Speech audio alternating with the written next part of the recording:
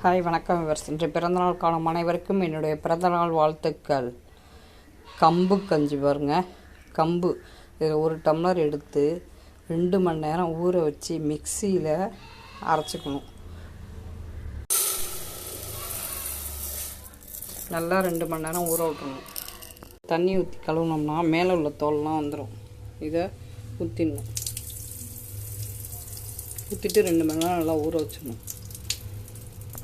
வெயிலுக்கு ஏற்ற கம்மங்கூழ். இப்போ அடிக்கிற வெயிலுக்கு இந்த கம்மங்கூழ் உடம்புக்கு நல்லது. இதோட வெங்காயம் மாங்காய் வச்சு சாப்பிடணும். இது ஊறட்டும். அடுத்தது மிக்சியில் அடித்து எப்படி செய்யலான்னு பார்ப்போம். நைட்டே வேக வச்சிடணும். வேக வச்சுட்டு காலம்பரம் எடுத்து மோரில் ஊற்றி சாப்பிட்டா செம சூப்பராக இருக்கும். வெயிலுக்கு குளுகுளுன்னு இருக்கும். 2 மணி நேரம் கழித்து இதை மிக்சியில் போட்டு நுணுக்கிறோம் பாருங்க. இந்த மாதிரி நைஸாக உடச்சிக்கணும்.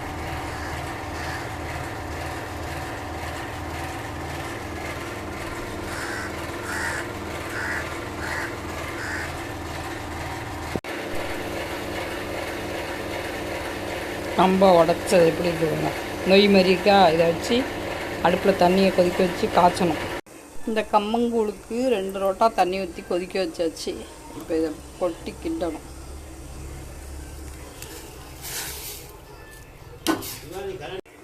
கட்டி விடாமல் கிண்டணும். அடுப்பை சிம்மில் வச்சு நல்லா கிண்டிட்டு உப்பு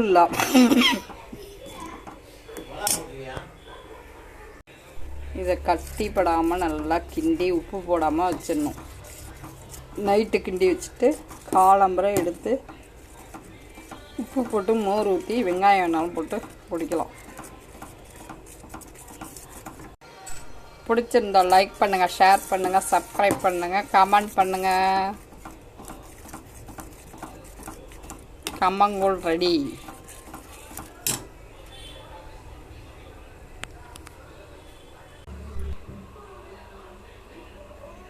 அப்படியே மூடி போட்டு காலம்பரை வச்சு கரைச்சி கூழ் எப்படி இருக்கு பாருங்க. ரெடியாக இருக்கு.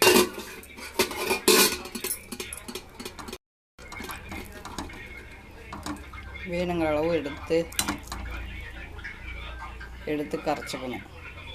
கம்மங்கூழ் உப்பு போட்டு வேணுங்கிறத எடுத்து கரைச்சிக்கலாம். நல்லா வாசமாக இருக்குது கம்மங்கூழ்.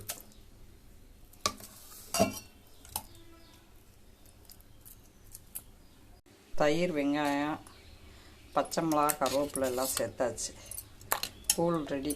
கலக்கி குடிக்க வேண்டியதுதான். இந்த வெயிலுக்கு அப்படியே கூலிங்காக இருக்கும். இதுக்கு தொட்டுக்க மாங்காய், ஊறுகாலாம் தொட்டுக்கணும். கம்மங்கூழ் ரெடி.